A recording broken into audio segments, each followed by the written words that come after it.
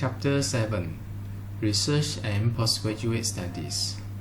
In these chapters, we're going to discuss about things that you should know about the research and the postgraduate studies. I presume that those who have gone through this module from the chapter 1 until these chapters most likely are those undertaking the postgraduate study or those who intend to pursue for postgraduate study, wanting to know the heads and tails regarding the research. These chapters is prepared as additional informations for the postgraduate students to provide some insights and things might be of interest by the students. These include the members of the research teams, postdoctorate research, some advice to the postgraduate students, as well as some insights about the proposal defense and viva presentations. It is noted that the informations given are the examples which are meant for the reference and discussions for this chapter. Most of them are obtained from the internet and which may be varied by institutions.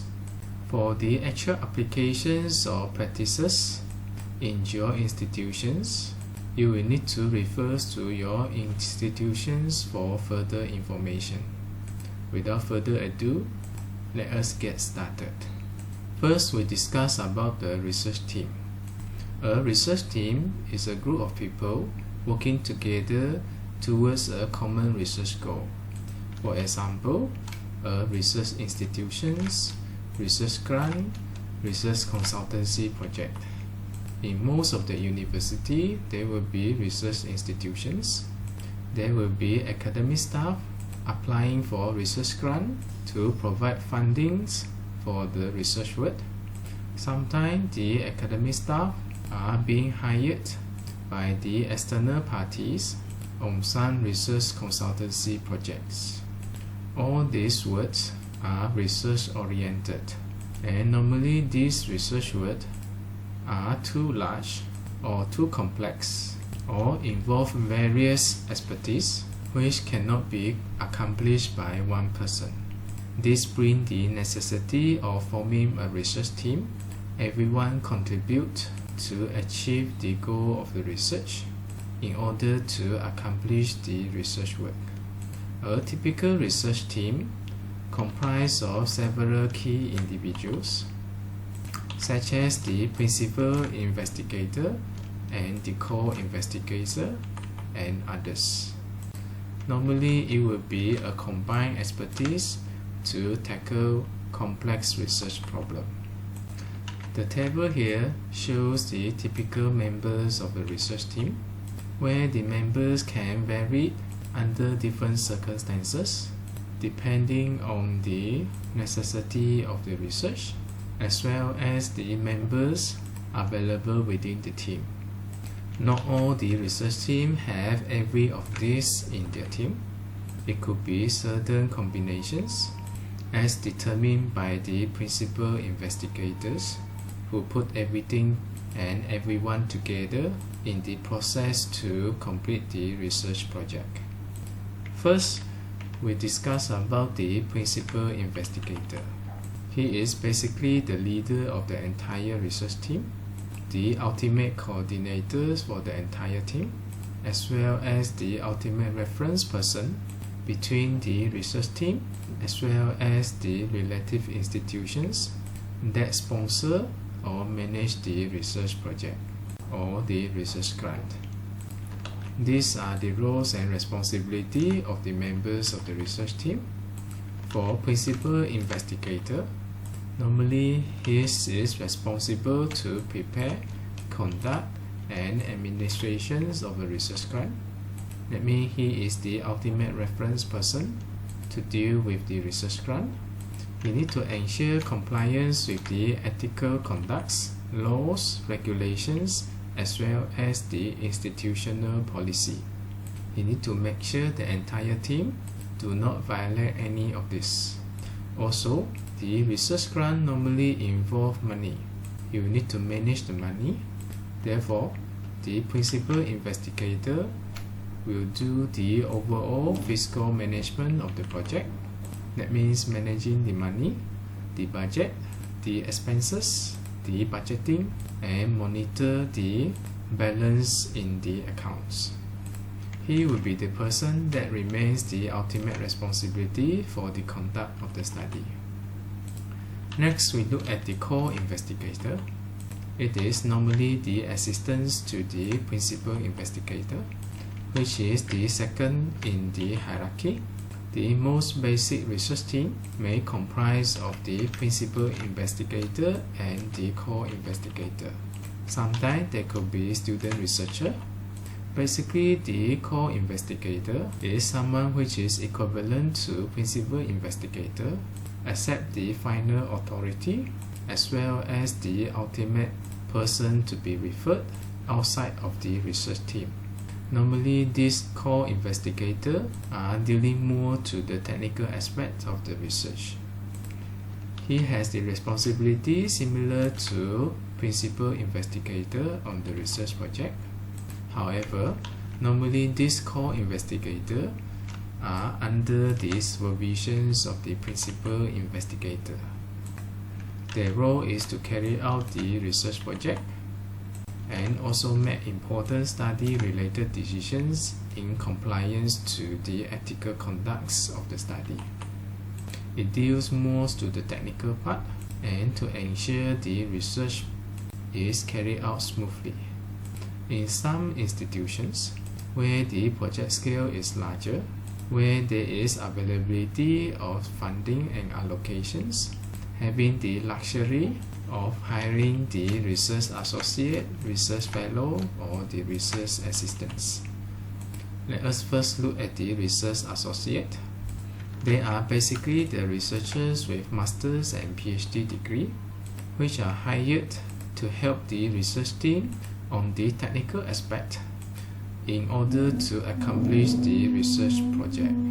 You will expect the research associate are the group of people with expertise.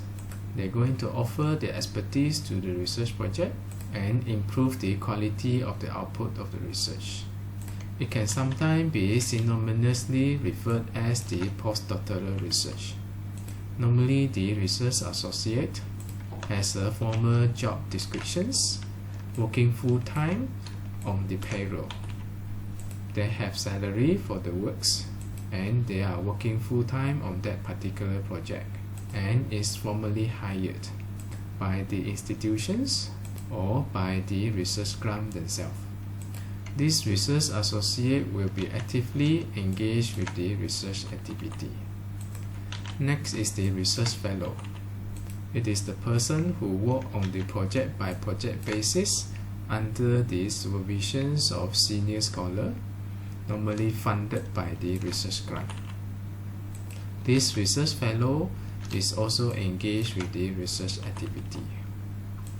If you check these two posts from the internet, there is quite a variety in terms of the descriptions of them, as I realize that different institutions may address their job scope and descriptions slightly different.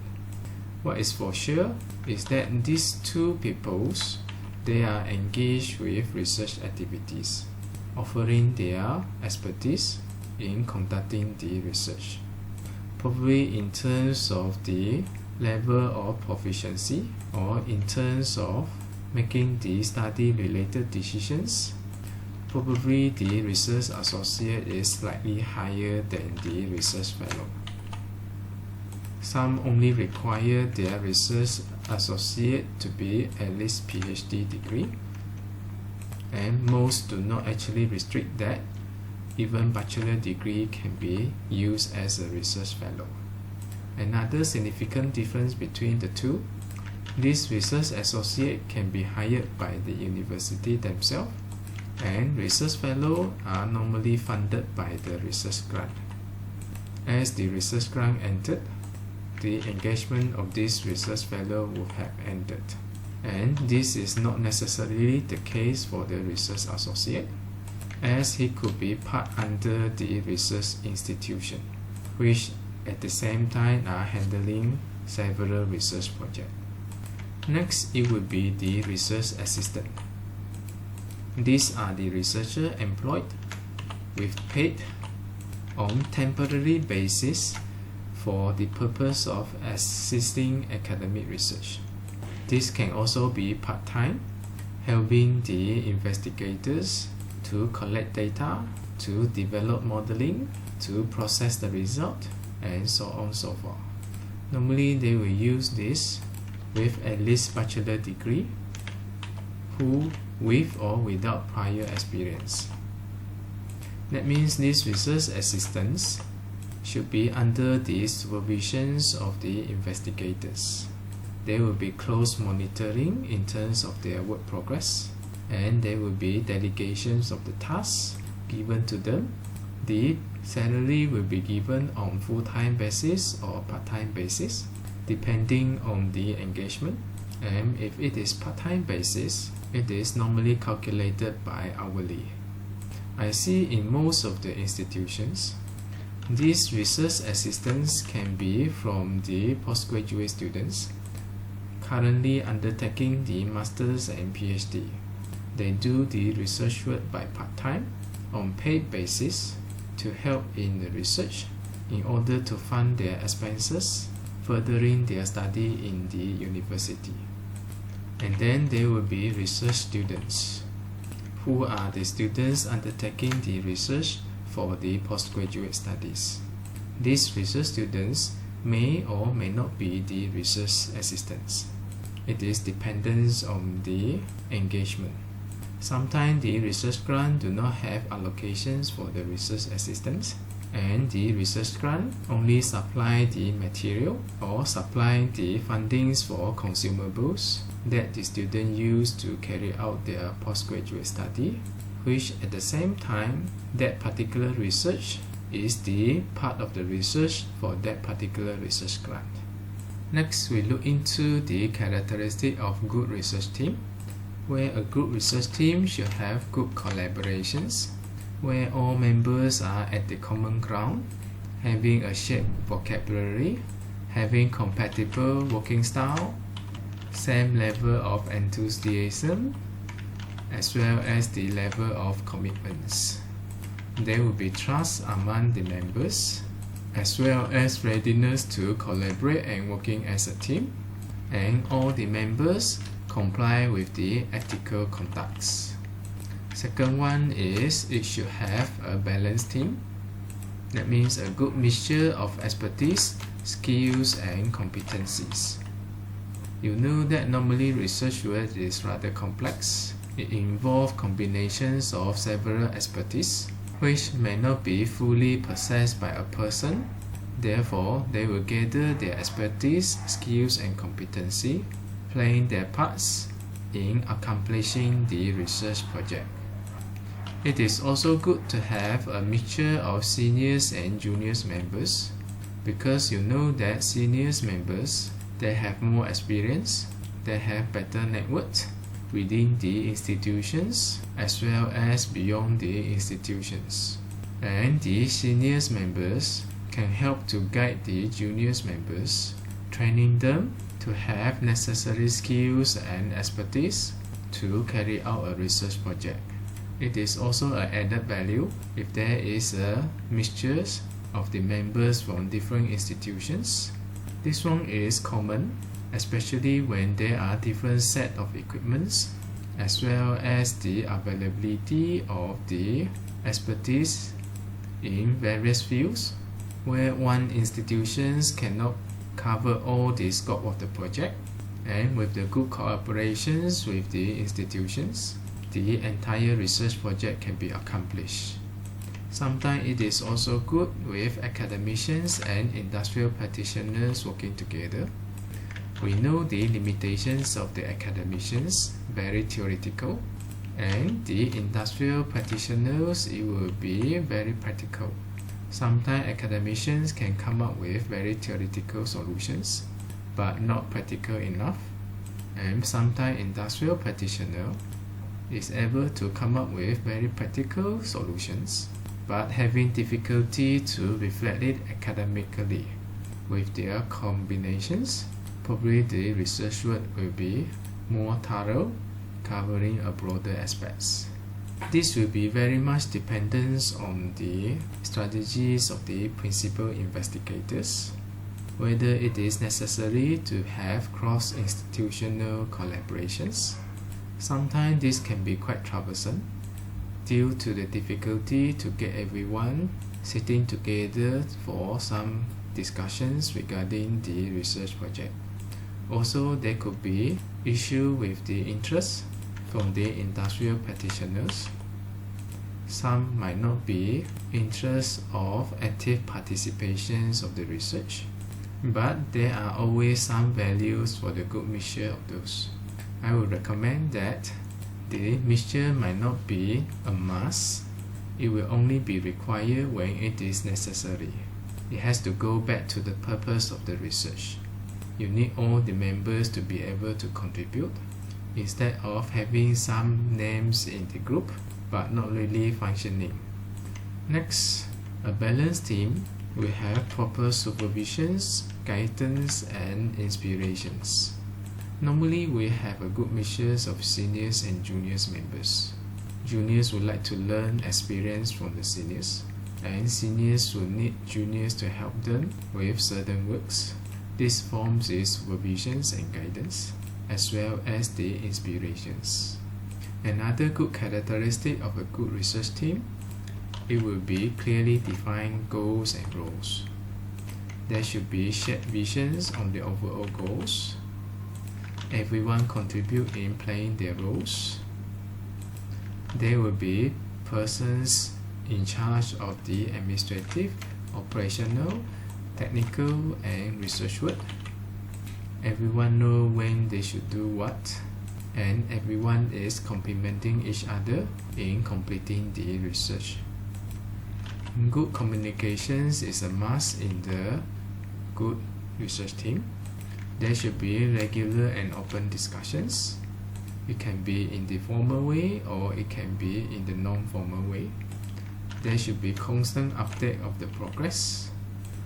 Clear instructions who does what and by when. Effective brainstorming and communicate ideas, and so on so far. In fact, forming a good research team is not the responsibility of a postgraduate students, but you never know if in future you would like to proceed your career into the academic field, which you will need to do some research work. Most likely you're going to form your own research team. You can take your experience as a member of a research team, observe how your supervisor manage it, and probably learn from there. It is always better for you to get yourself prepared, think beyond your current level, imagine what's going to happen in times ahead, and start getting yourself prepared now, and when the times comes, you will be able to respond quickly.